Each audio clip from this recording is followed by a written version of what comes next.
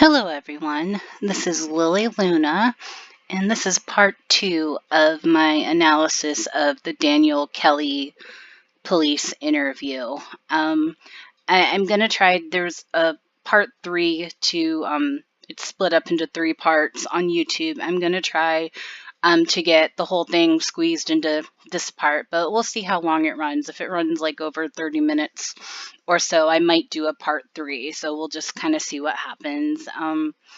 Yeah, I've ever since I did part one, I have gone through the chat log and read most of it. I skimmed over parts here and there, but I read the majority of it. It's not a super long one compared to some of the others like the Lorne chat log.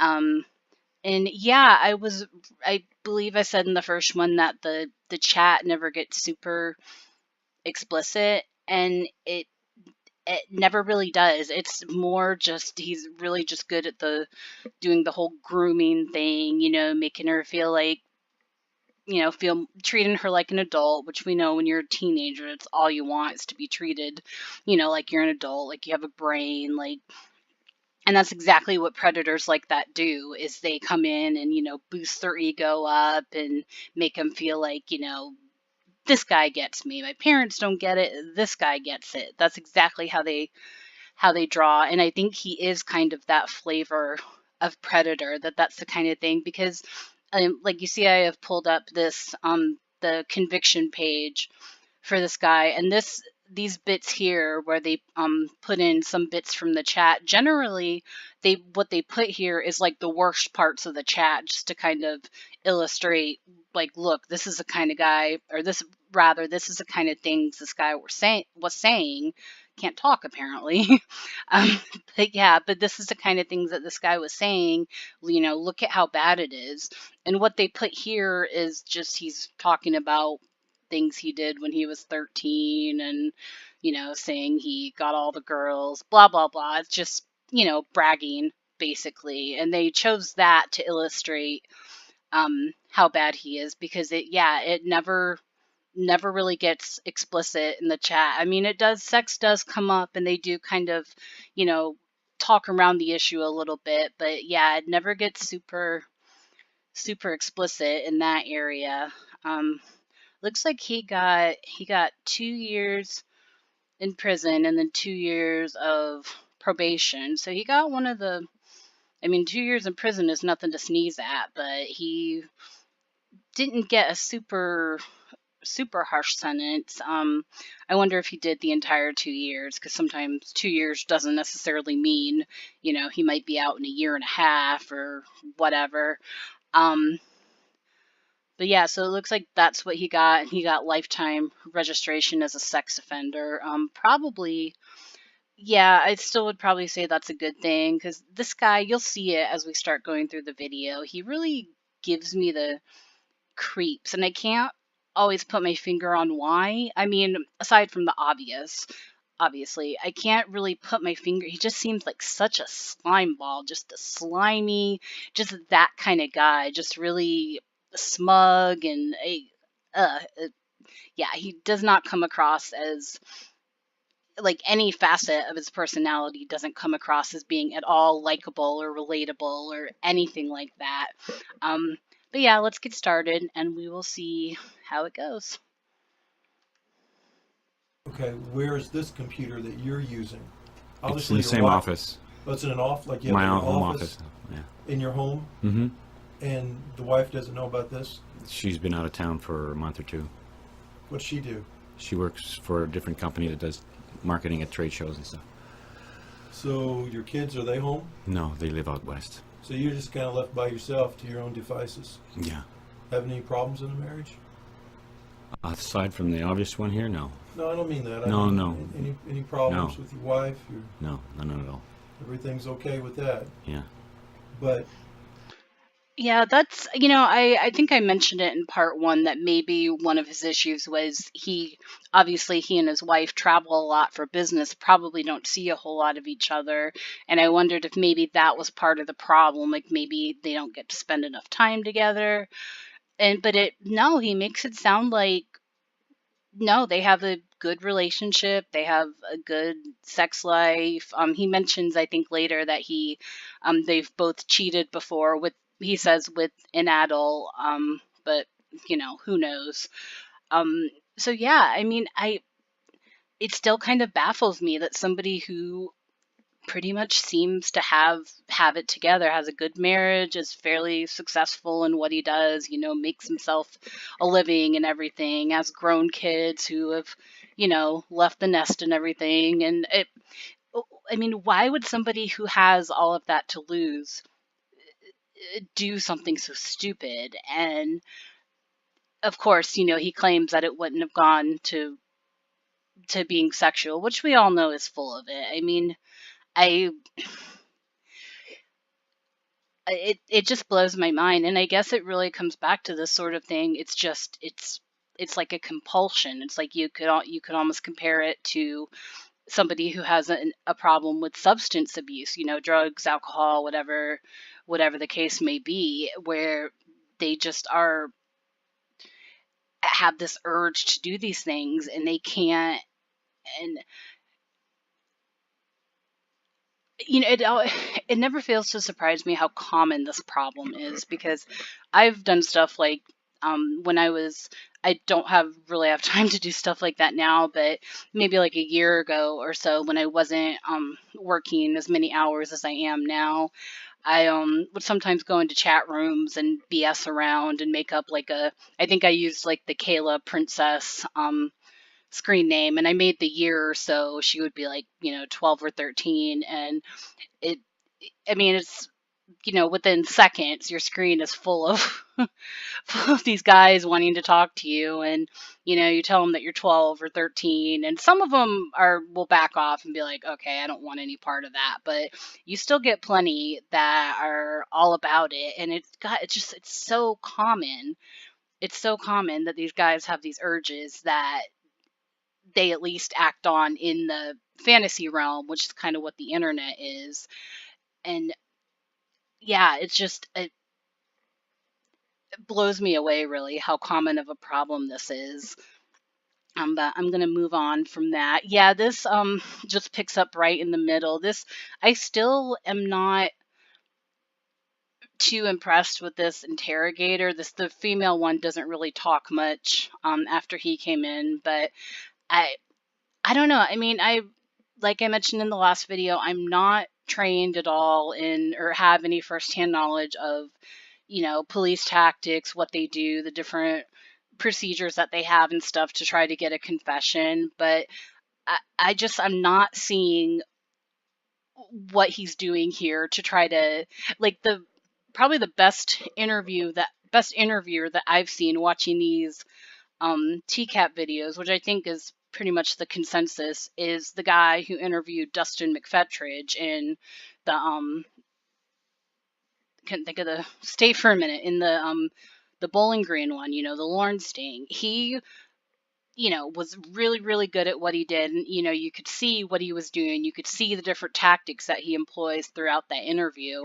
And you could see that he's really good at what he does. And I'm just not seeing it here. Maybe he's employing some kind of tactic that I'm just not aware of. But yeah, I just don't see it. If somebody, has maybe some insight, maybe it doesn't come across as being a great interviewer to me, but maybe it's just something I'm not seeing. I mean, if please, if you have a comment or something about that, I'd love to hear other people's input. But that's just kind of my take on it, is that he's not too good at this. Maybe he was having an off day or something.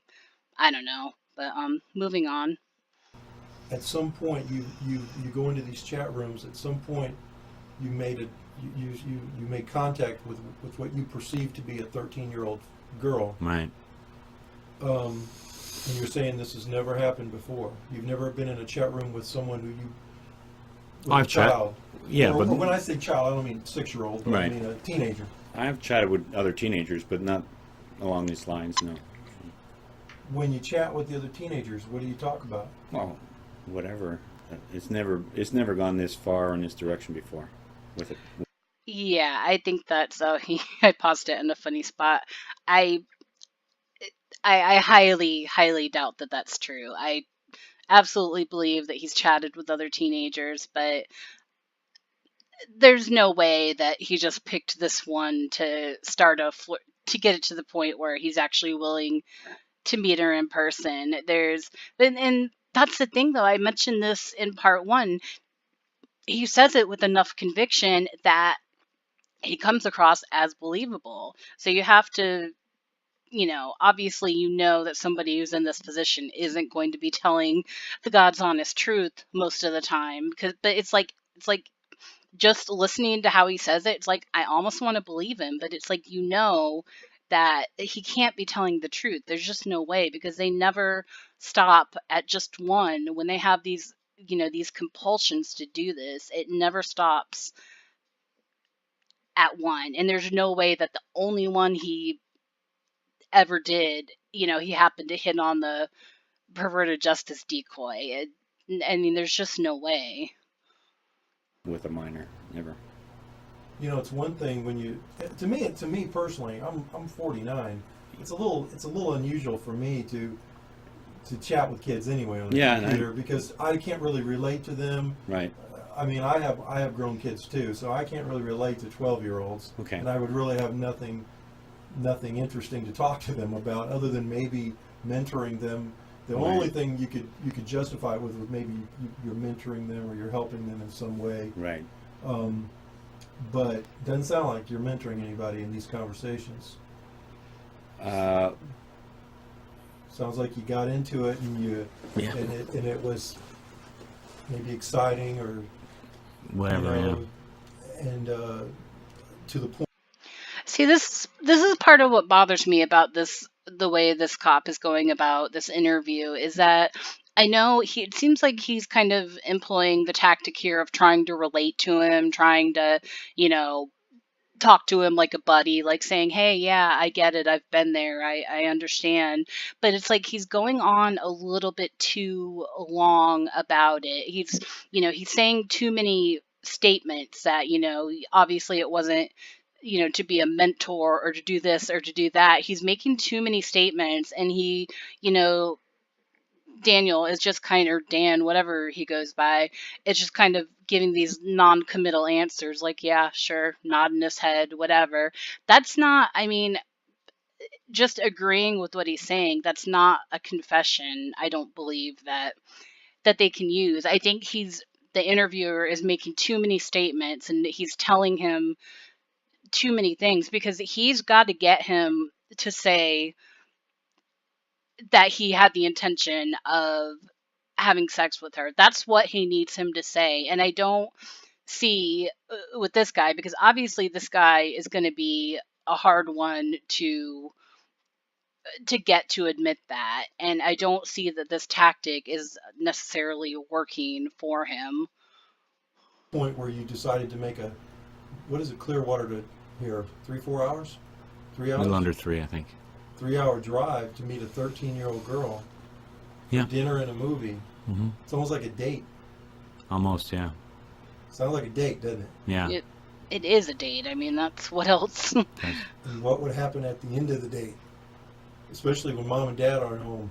Well, like I told her, I wasn't going to stay at her place, and I was going to get my own room if I ended up staying here late. And, I had no intentions of going to her house. But see, now that's what you call risk assessment. Like he knows enough that he is not willing to stay overnight at her house, even though her parents are, because you just never know what's going to happen. Parents could come home early, or a relative could stop by, or there's any number of ways that, it could be found out what's going on. So he instead is like, saying he'll get a hotel room and he'll stay there overnight, but not with the girl. And that definitely makes it seem like he's kind of practiced at doing this sort of thing, because he knows, like, he's taking steps to make sure there's the least amount of risk. But I wonder if he ever really had the intention of taking her out. He keeps saying, like, dinner and a movie, if he had the intention of doing that, because I don't know that a predator would take the risk of taking someone out where it looks like they're on a date. And I mean, I suppose if you see a guy this age and a younger girl at a movie, I mean, it could be, could be father and daughter, it could be, an uncle or other relative or somebody. I mean, it could be something completely innocuous depending on how it looks, but I'm still not sure if they would do that. So I wonder if that was the intention or if he just intended on getting down to business right away. I guess we'll never know. But I have my guesses. We can't always say what would happen, can we? Because No, maybe not with a 13-year-old, but I know sometimes you're with somebody and you go there and you don't think anything's going to happen, and then one thing leads to another. Now I'm talking about an adult right. type situation, and one thing leads to another, and the next thing you know, you find yourself in a sexual situation. Right. Sounds like the same thing could have happened here, because you had this kind of sexual dialogue on the computer. Right. No, home alone, parents are gone. Right. And, sounds like...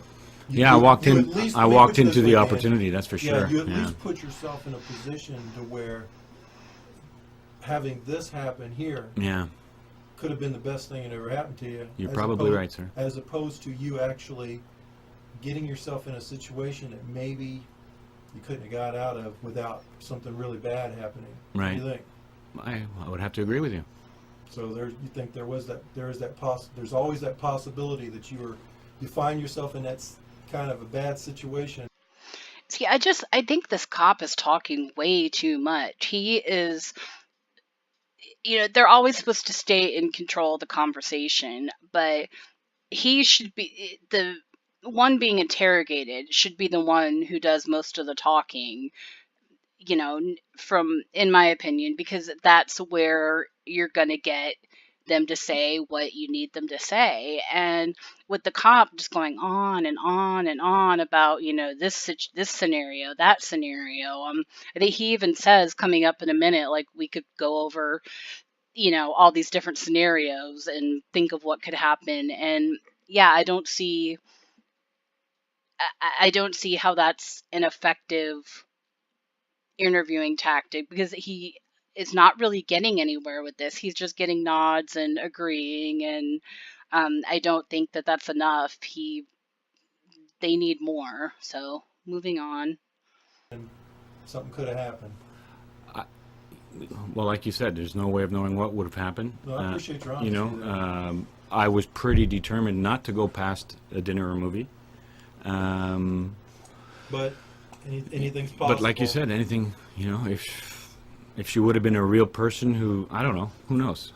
I mean, look how far it went just in the conversation, from, if she hadn't responded the way she did, I wouldn't have been encouraged to continue. And, Are you not? I mean, I'm getting into some personal issues, and you don't have to answer my questions, but you're a married guy. Yeah. You're not a lonely guy. You got a wife. Yeah, You're telling me you got a pretty good marriage. See, he actually started talking there, started actually saying some stuff that was incriminating, saying, that the chat log got out of hand, that because she responded the way she did, he, responded to that. He's starting to open up a little bit, and the cop just keeps talking over him. It really bothers me. This interrogator, I don't see that he's doing an especially good job here. And I think he pretty much keeps doing it. He does this throughout the interview. But let's move on. Mm-hmm. You have a good sex life with your wife? Yeah, this is obviously some kind of compulsion or something out of my control. There's no real reason. No, not really. She would come over here and be sexually No. attracted to a 13-year-old, other than maybe you get some other underlying issues, like you said, a compulsion. The internet, chatting on the internet is more of a compulsion, not the sexual thing. Just going on the internet and chatting with people, and I mean, it's not even a compulsion; it's just like a habit more than. When you read these things, yeah, I read yours. It starts off very innocent. Yeah, you're right. And I'm reading it, and I'm thinking, okay, right. I don't see really anything that inappropriate. and then it goes on. It gets a little bit more. Yeah, and a I have little to bit say more. that there were things that she said that kind of encouraged it, and I should have not lost my self control, and I should have said, hey, listen, I know in Yeah, the you're back of like, my look, mind. you're 13. We Yeah, don't and need to be having this discussion. yeah, exactly. I But mean when that. I look at it, it's like there's dialogue back and forth. It's really like it's very flirtatious. Absolutely. Which if you're talking to a 40-year-old woman or a 30-year-old woman, okay. Well, See, I think that the chat log is so the chat log itself is so mild. I I'm not sure if he ever showed himself to her on like cam or anything. I don't remember that happening when I read it, but I did just skim over it. So, or over some parts of it. So I could have missed something, but I don't remember him doing anything like that, like showing her himself like naked on cam or anything like that. And the chat log itself is fairly mild, it doesn't ever really get explicit. So they probably really need to get a confession out of him, because they probably don't have enough. I mean, I suppose they have the evidence at least to arrest him, from the fact that he showed up and had this chat, but I'm guessing that they really need for him to say the truth of what he was doing for them to really have a solid case. Moving on. But you're talking to who you believe to be a 13-year-old. Yeah. And who, a sixth grader, right, or seventh grader, and who in the back of my mind, I didn't really know that's who she was either. It's part of the reason why I came out here is to find out, well, was this really a 13-year-old girl talk? Because, I mean, some of her responses were not 13-year-old girl responses. This is a different day and age we live in, and you know that, where 13-year-olds aren't like they were in the 1950s, or, Yeah, absolutely. And I'm just trying to be frank with you in terms of giving you my, honest, my frame of mind in this. Yeah. Like I said, despite any consequences this may have in my life, I was pretty determined. It would have had to have taken a lot more than just meeting a person for me to go beyond anything other than dinner and a movie. Dan, it really would have taken. What it sounds like, and thank God you didn't do it or get a chance to do it. But what it sounds like and what it looks like to a reasonable person, right? Just a reasonable person, is you got all this dialogue, and you starts off innocent, right? Then it gets into the sexual type nature, right? And then it gets a little graphic towards the end. Then you make a 3-hour drive from Clearwater all the way to across the state to Flagler Beach. Right. You show up at what you think is a 13-year-old girl's house with no parents home. I didn't go to her house, and I refused to go to her house, and I made sure I wouldn't. Well, but you go to meet this 13-year-old, unsupervised. Doesn't make a big difference. Correct? Yes. And you got 3 condoms in your pocket. I'm just saying what a reasonable person would say. Absolutely. I understand you say, I carry 3 condoms all the time.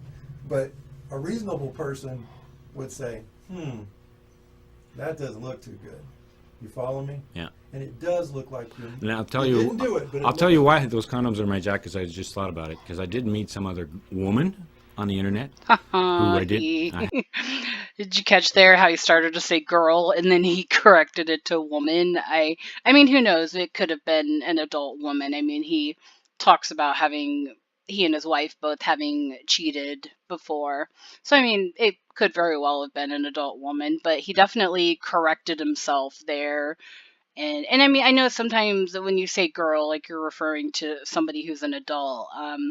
But that's interesting. I wonder I mean, it's definitely possible that this guy has done this before. But there's no record of him. He doesn't have previous charges or any sort of history of this that we know of. And he definitely seems to know his way around, not taking the risks that would get him caught, not being willing to even go to her house to begin with or to stay at her house or anything like that. He does seem to, somewhat know how to be careful. So but there's definitely a chance that he has actually gone through with this before, because he made a point. He started to say girl, and then he corrected himself and said woman. So that's an interesting little slip from him. I have gone over to her house a couple times. We haven't had any sex yet, but she insisted that I have a condom, and that's probably why they're in my jacket. Let me ask you a question. You're not faithful to your wife? I have been. Have you ever cheated on her before? In the past, yes. Has she cheated on you? Yes, she has.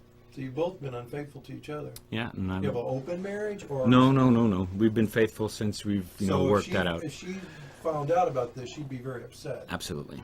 And if she found out you had chatted with adult women on the internet, She'd be upset. And carried condoms in your pocket, thinking you might going to have sex with them, she'd be very upset. Absolutely.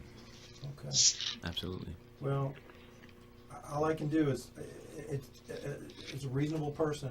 I can only deduce that you came over here with not the best of intentions. Yes, that's a deduction. That's a deduction. What do you think? Well, I'm trying to be honest with you, and I think you can see that I'm being honest. Would you say that's a true statement, that you came over here with not necessarily it's not like you're taking her to church or you're taking her to a youth rally?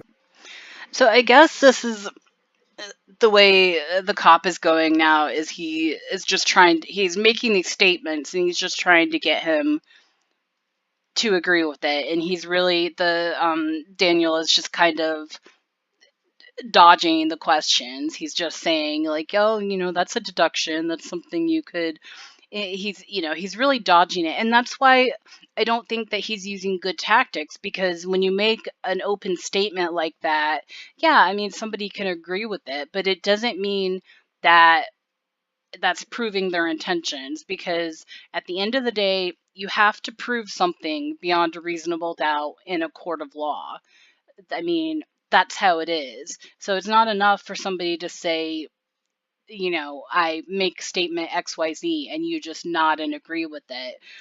So I don't see the reason for him using that tactic. It doesn't seem like that would give him what he needs. And he's still continuing to, when Daniel opens his mouth and talks, he's still continuing to talk over him. And when he starts talking, the interrogator should stop, let him talk, see what he's going to say, and then kind of lead him from there. If he starts going down a road where he could end up getting a confession, lead the questions in that direction. I mean, that's what an interrogator is supposed to do. And it's just not working. Or like a big brother or a mentor. Right. It's like you had these sexual conversations with her. Yeah, absolutely. I can't deny that, and I won't. And then you come over to take her to a dinner or movie, and then earlier in our conversation you said, I don't know if we would have been alone. No, I never said that. Well, what were you trying to say? You were talking. I want to make sure this is right. You were talking about how sometimes I forget your exact words. I said if you got put in a situation, if there's no way of knowing what would happen. You have acknowledged that you just don't know what would have happened. Would that be a fair assessment? You don't know. No, I'm pretty sure. Pretty sure. Yeah, I'm. Well, you got a lot of willpower. Not enough to keep me out of this trouble, but. See, that's my point. So you come over here all the way to. His laugh is so creepy to me. Like he does it a little bit more as we go on. He kind of makes these jokes and then he laughs about it, and it's so creepy and awkward, and I don't know, it just makes me uncomfortable even watching it. It's just this guy, he just really comes across as such a slime ball, like somebody that you wouldn't want to have anything to do with. And some of the jokes he makes coming up are pretty cringy and pretty uncomfortable. 3 hour drive. Yeah. And let's just say you had met a really pretty 13-year-old girl that looks, say, 17. Right.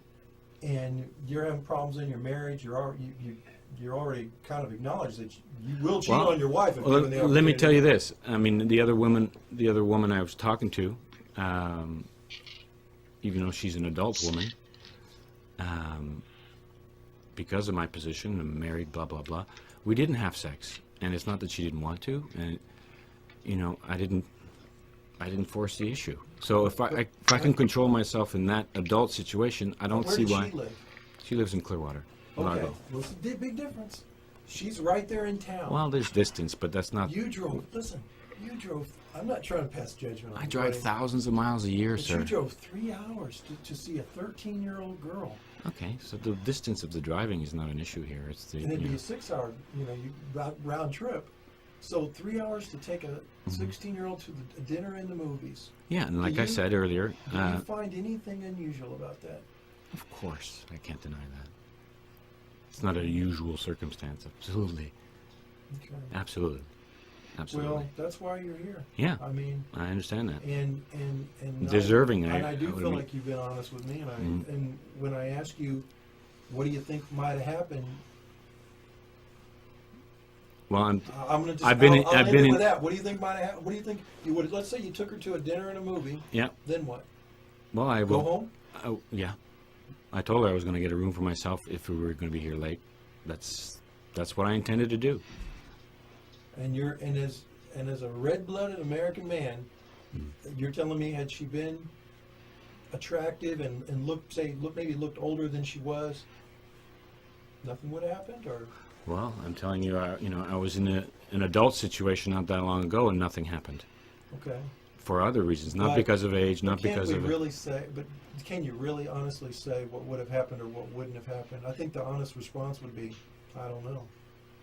I mean, well, nothing wrong with saying I don't know. Is that really the response that they need him to give, though? I mean, I suppose if he says, I don't know, that it gives enough, doubt that something could have happened. But he's sticking pretty hard to this story that no, nothing would have happened. I wasn't going to do anything. I wasn't going to do that. I think they need a little bit more here, because he's not even really budging on saying, I don't know.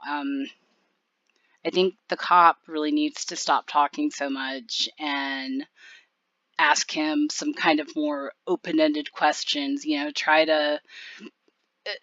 Try the friend angle a little bit more, because he is opening up a little bit about some of these issues with his marriage and stuff. So I think that is maybe the route they should have gone. Like, let him talk some of this stuff out, and then you'll get to, where you need to get to. I don't know. I think I said that it is possible that anything could happen. I'm not going to deny that. Yeah, you did. I still, will insist that.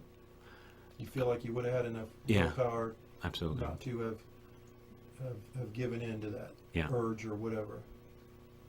Yes, I think so. Did it cross your mind, though? Of course it crossed my. It's written there that it's crossed my mind. I mean, when you're driving over here, did it cross your mind that I'm putting myself in a very precarious situation? Absolutely. Yeah, I'm gonna have to do a part 3 to this, because I'm already running at a little bit over 30 minutes, and we're almost done with this one. And the third and last part of this interview is 9 minutes long. So the next one probably won't run quite as long, but I'm going to finish this one up, and then I'll leave it there, and then I'll do a part 3 to this as well. And something could happen. Not that could happen. I knew I was in a precarious position, and I was not willing to cross it. But at the same time, there's this girl that I've been talking to. She gave me the impression that she was a real person with real concerns, and just from the sake of saying it's a real person at the other end, I didn't want to not give her the chance to at least not ignore her, like she said she was being ignored by her other boyfriend or something. That's all. But yeah, that's not buying that one. He says he goes all the way over there just to not stand her up, just in case she was. So obviously he knows that it very well. I mean, maybe he didn't cross his mind that it could be a sting, but he obviously knows that there's a very good chance that the person is not who she says she is. And yeah, he's thinking, when he's talking right here, he's thinking a little bit too hard about it, and that's always an indication that somebody's not being truthful. We've got like 30 more seconds here, so let's finish this up. by not showing up but at all. See how that sounds kind of weird, because you're kind of putting yourself with Yeah, it is weird. her boyfriend, and you're old enough to be obviously be her father. Yeah, well, her, And you know, she's her well underage. Absolutely, but So I you're mean, kind of looking at. I only mention it because she did, you know, Okay, and that's so, what I'm thinking. So with. you're So it's saying like, you didn't want to let her down like her so-called boyfriend. let her exactly, down. right, by not even showing up, you know. Okay. That's all. Okay, so that's the end of part 2. That's where I'm gonna leave it. Yeah, I'm just continue to be just kind of baffled by this. And I mean, I don't like mean to be like all up like talking bad about this interrogator. He could be a very good cop, very good detective. I obviously don't have that much information, but I'm just kind of baffled by his tactics here, by his techniques. I just don't see how they're especially effective, and they don't seem to be working that well for him, because his interview doesn't go on for that much longer. It's not an especially, it's not like the DMAC one that runs an hour and a half. They don't go on for too much longer, and I wonder if that's just because they realize they're kind of talking in circles and that he's not gonna kind of budge on what he's saying, and they might not have enough. I don't think enough in the chat log to really pursue, look like with Dustin, where they pursued the whole thing about he had child pornography. Obviously, you got to delve into that and see what's going on there. But in this one, you don't have that. So that's probably why this one doesn't run quite as long. But yeah, I'll pick up next time. The next one is 9 minutes long, so I will get started on that one. And in the meantime, I will see you guys later. Bye.